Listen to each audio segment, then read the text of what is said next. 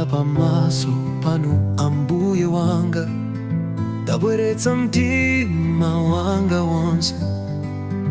Simuli ngati munthu, simungasinthe, ndikulemekeza inu Mulungu woyera. Ndinu woyenera kulemekezedwa, ulemu ulemerero ndi mphamvu zonse. Ndinu woyenera kulambidwa, Ambuye wa mafumu, Mulungu wa moyo.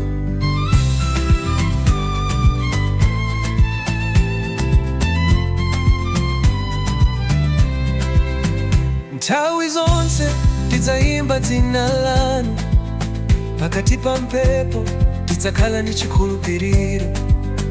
Mwadzaza chikondi, mwandimasula, ndikulemekeza inu upulumutsa wanga. Mtima wanga wonse ndimapembedza, moyo wanga wonse ndikupereka. Ndinu wachikondi, wachifundo, Ambuye ndinu wokwanira.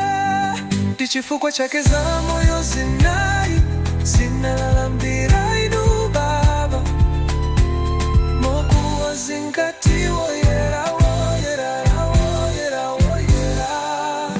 Ndinu woyenera kulemekezedwa,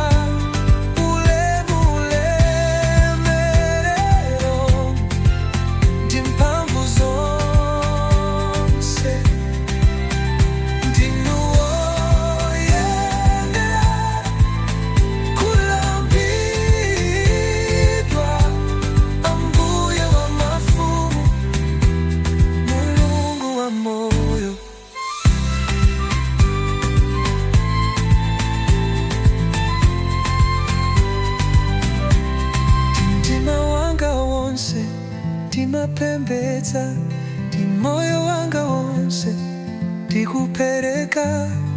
Ndinu wachikondi, wachifundo, Ambuye ndinu wokwanira. Ndi chifukwa chake zamoyo zinalambira